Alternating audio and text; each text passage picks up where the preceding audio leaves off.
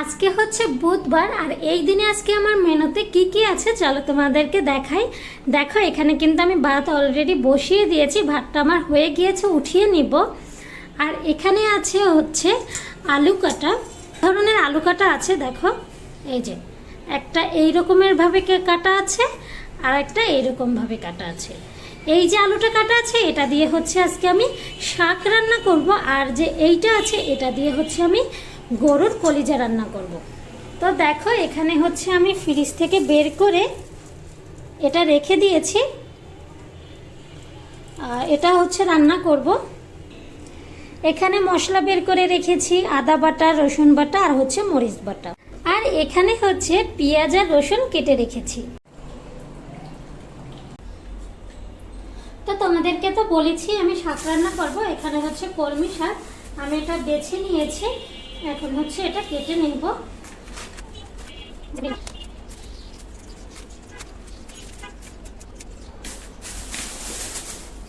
তো শাক কাটা আমার হয়ে গিয়েছে, এখন হচ্ছে কাটবো এইগুলো। এটাকে হচ্ছে কলিজা বলে না, এটাকে মনে হয় বিসমিল্লা বলে বা কিছু একটা, আমি শিওর নামটা জানি না। তো এটাই আজকে হচ্ছে রান্না করব। তো চলো এটা এখন কেটে নিই।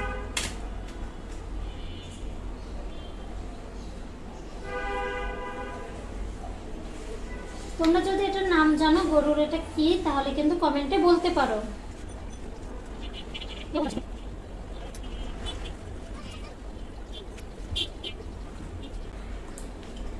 এই তো দেখো এগুলো আমি কেটে নিয়েছি, এখন হচ্ছে এটা ভালোভাবে পরিষ্কার করে নিব, শাকটা ধুয়ে নিব।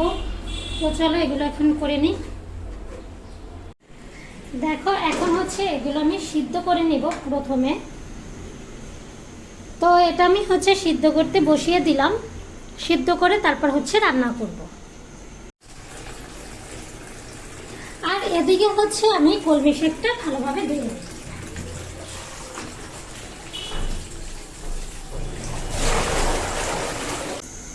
তো দেখো এটা কিন্তু সিদ্ধ হয়ে গিয়েছে, এখন হচ্ছে আমি এটা উঠিয়ে নিব।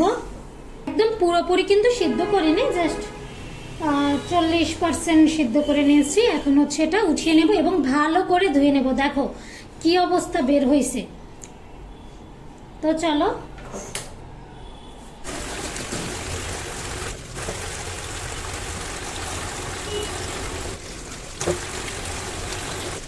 এটা ভালোভাবে ধুয়ে নিব।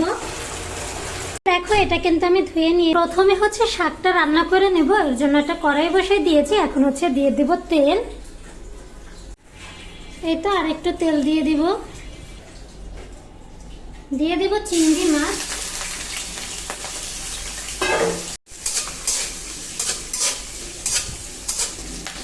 চিংড়ি মাছটা ভেজে নিয়ে এখন হচ্ছে দিয়ে দিব পেঁয়াজ কুচি, কাঁচা ঝাল কেটে দিব, লবণ, পানি।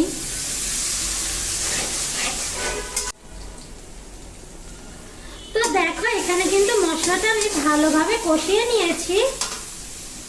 এখন হচ্ছে দিয়ে দিব এই যে কেটে রাখা আলুগুলো।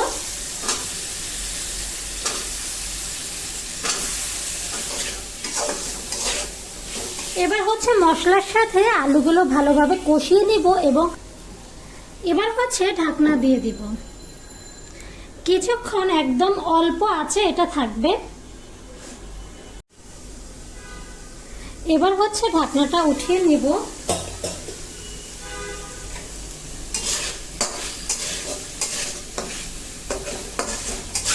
দেখো আলুটা আমার আলুটা আমার ভালোই সিদ্ধ হয়ে গিয়েছে। পানি,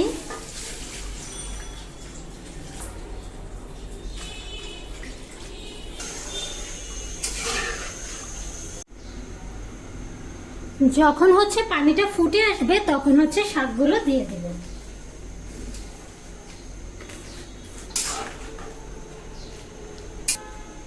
এবার হচ্ছে ঢাকনাটা দিয়ে দিব। তো এবার হচ্ছে ঢাকনাটা উঠিয়ে নিব, আলুগুলো একটু ভেঙে ভেঙে দিব, আরো কিছুক্ষণ ফুটিয়ে নিব। এবার আর ঢাকনা দিব না। এখন হচ্ছে শাকটা উঠিয়ে নিই। তো শাক রান্না আমার হয়ে গিয়েছে, এখন হচ্ছে এটা উঠিয়ে নেব। তো দেখো শাক রান্না কিন্তু আমার হয়ে গিয়েছে, এখন হচ্ছে রান্না করব। এবার হচ্ছে গরুর বিসমিল্লাটা রান্না করব, এর জন্য কিন্তু একটা কড়াই বসিয়ে দিয়েছি। এখন হচ্ছে তেল দিয়ে দিব এলাচ আর হচ্ছে দারচিনি। এখন দেব পেঁয়াজ কাটা আর হচ্ছে রসুন কাটা।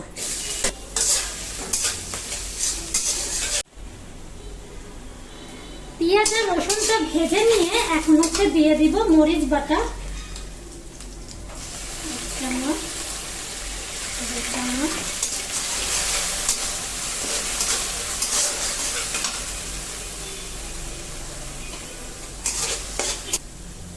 এক চামচের একটু কম দিয়ে দেব আদা বাটা, লবণ, তেল। বাটা মশলাটা ভেজে নিয়ে এখন হচ্ছে দিয়ে দিব পানি, দিয়ে দিব হলুদ। এবার হচ্ছে মশলাটা ভালোভাবে কষিয়ে নিব।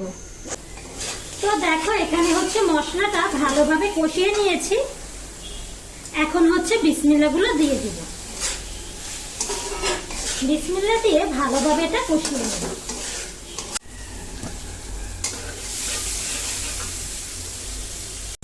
এখন হচ্ছে অল্প একটু পানি দিয়ে দেব। তো তোমরা তো দেখতেই পারলে অল্প একটু পানি দিয়ে হচ্ছে এটা একটু কষিয়ে নিয়েছি, এখন হচ্ছে আরো পানি দিয়ে দিব। দিয়ে দিলাম পানি। এবার হচ্ছে ঢাকনা দিয়ে দেব।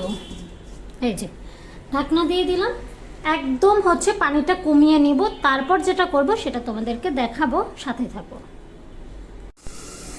তো দেখো এবার হচ্ছে ঢাকনাটা উঠিয়ে নিব, পানিটা একদমই শুকিয়ে গিয়েছে। এখন হচ্ছে দিয়ে দিব আলু,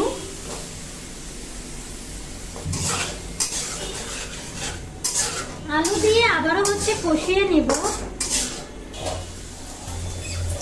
অল্প একটু পানি দিয়ে দিব। এখন হচ্ছে আবারও ঢাকনা দিয়ে দিব।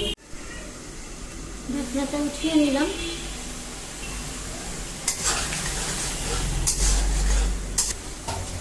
এখন হচ্ছে দিয়ে দিব পানি, একদম পুরোপুরি তরকারিটা হওয়ার জন্য অনেকটা পরিমাণ পানি দিয়ে দিলাম। এবার হচ্ছে ঢাকনা দিয়ে দিব। দেখো এবার হচ্ছে ঢাকনাটা উঠিয়ে নিলাম, আর একদমই হচ্ছে পানিটা কমিয়ে নিয়েছি, আর এখানে আমার তরকারিটাও হয়ে গিয়েছে। তো এগুলোই ছিল আজকের আমার রান্না। এই যে শাক এবং হচ্ছে গরুর বিসমিল্লাহ রান্না। কেমন লাগলো ভিডিওটা অবশ্যই বলেছো। আজকের ভিডিও এই পর্যন্ত। সবাই ভালো থাকো, সুস্থ থাকো, আল্লাহ হাফেজ।